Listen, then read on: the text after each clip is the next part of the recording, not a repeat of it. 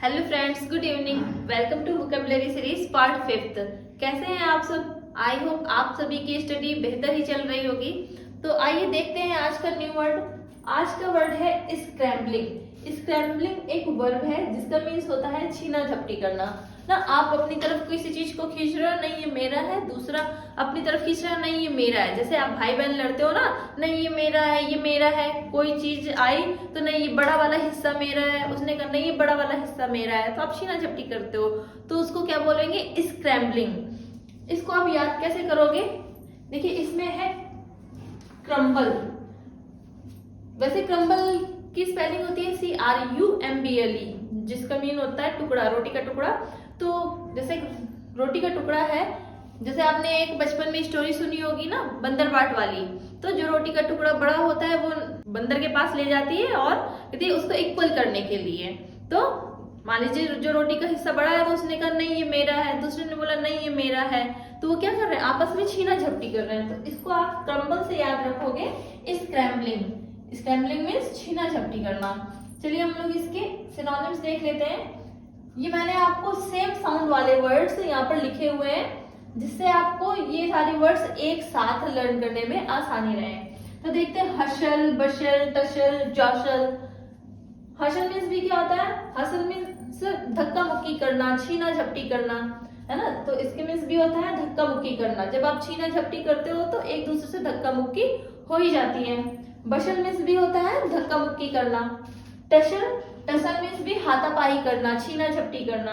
जौशल, जैसे आप बहुत अधिक भीड़ है, भीड़ में धक्का मुक्की करना। तो जौशल मीन्स भी होता है भीड़ में धक्का मुक्की करना।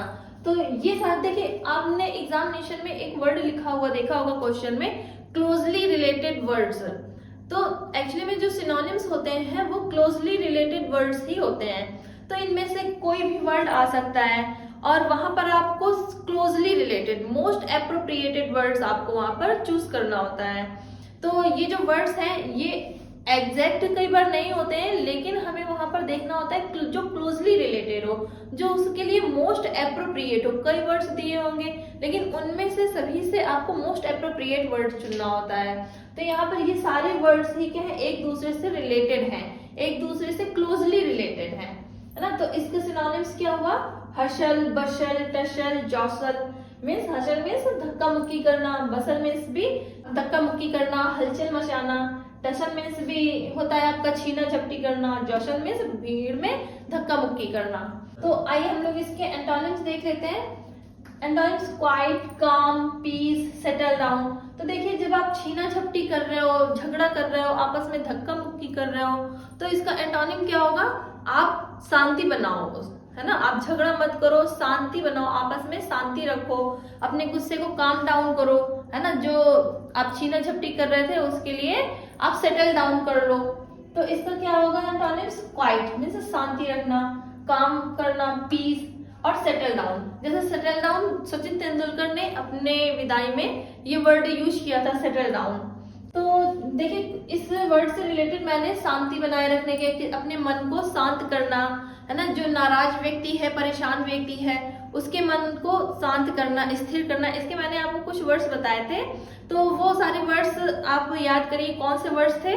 मॉलिफाई, मिटिगेट, प्लिकेट, पैसिफाई, है ना। तो ये सारे वर्ड्स भी इसके सिनोनिम्स हो सकते हैं। क्वाइट, काम, पीस, सेटल डाउन, मॉलिफाई, मिटिगेट। मैंने आपको मॉलिफाई, मॉल में शॉपिंग करा दो। मॉलिफाई, पैसिफाई, पैसे दे दिया। पैसिफाई हो गया मतलब शांत हो गया। प्लेट में केक दिया, प्लेकेट हो गया। तो इस तरह से ये सारे वर्ड्स भी इसके सिनोनिम हो सकते हैं। ओके, तो चलिए आप लोग अपनी स्टडी को कंटिन्यू रखिए, पढ़ते रहिए, आगे बढ़ते रहिए। Thank you very much.